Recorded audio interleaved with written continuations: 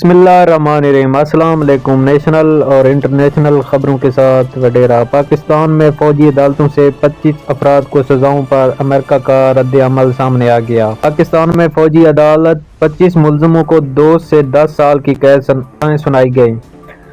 امریکہ وزارت خارجہ کے ترجمان میتھیو ملر نے پاکستان میں فوجی عدالتوں 25 شہریوں کی قید سزاؤں پر تشویش کا اظہار کیا ہے۔ ترکیہ میں گولہ بارود بنانے والی فیکٹری میں خوفناک دھماکہ، 12 ہلاکتیں۔ ترکی کے گولہ بارود بنانے والی فیکٹری میں دھماکے میں 14 افراد زخمی بھی ہوئے۔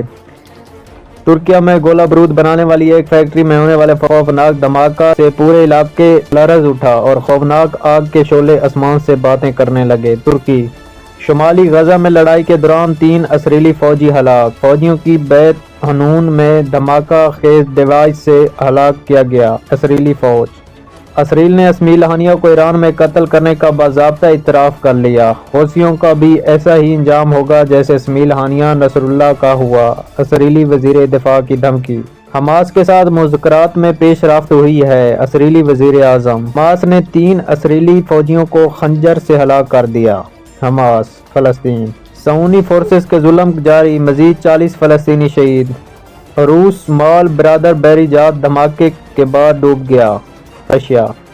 روس کا مال برادر جہاز بحیرہ روم میں ڈوب گیا۔ غیر ملکی میڈیا رپورٹ کے مطابق روسی وزارت خارجہ کا کہنا ہے کہ روس کا مال برادر جہاز 200 میجر بحیرہ روم میں ڈوب گیا۔ رشیا۔ روس جاسوسی کا الزام، امریکی شہری کو 15 سال قید۔ روسی عدالت نے امریکی شہری کو جاسوسی کے جرم میں 15 سال کی قید کی سزا سنا دی۔ ٹرمپ نے پوٹن سے متعلق بڑا دعویٰ کر دیا۔ امریکہ کے نو منتخب صدر ٹرمپ نے دعویٰ کیا ہے کہ روس صدر پوٹن ان سے جلد از جلد ملاقات کرنا چاہتے ہیں۔ ٹرمپ کا فوج اور اسکولوں سے خواجہ سراؤں کو نکالنے کا اعلان۔ صدارتی مہم میں لاکھوں ویوز ملنے پر ٹرمپ نے ٹک ٹاک جاری رکھنے کا عندیہ دے دیا۔ مودی سرکار نے پاپ کارن پر بھی ٹیکس لگا دیا۔ سوشل میڈیا پر میمز کا طوفان۔ پاپ کارن پر ٹیکس مودی سرکار کا عوام دشمن فیصلہ ہے، اقتصادی ماہرین۔ انڈیا۔ عدالتی قتل کی ایک اور سازش، بھارت کو یاسین ملک کے ان سوالوں کا جواب دینا چاہیے۔ یاسین ملک جموں کشمیر میں لبریشن فرنٹ JKLF کے سربراہ اور دیگر تمام حریت رہنماؤں کو بھارت کے کئی سالوں سے نئی دلی کی جیل میں غیر قانونی طور پر رکھا گیا ہے۔ یورپ کے لیے ایک اور مشکل، روس نے بھی گیس کی فروخت ناممکن قرار دے دیا۔ رشیا۔ اسرائیلی فوج کے مظالم جاری، غزہ کی زخمیوں کا علاج کرنے والے ڈاکٹر گرفتار۔ فلسطین۔ حسینہ واجدہ کو ہمارے حوالے کر دیں، بنگلہ دیش کا بھارت سے مطالبہ۔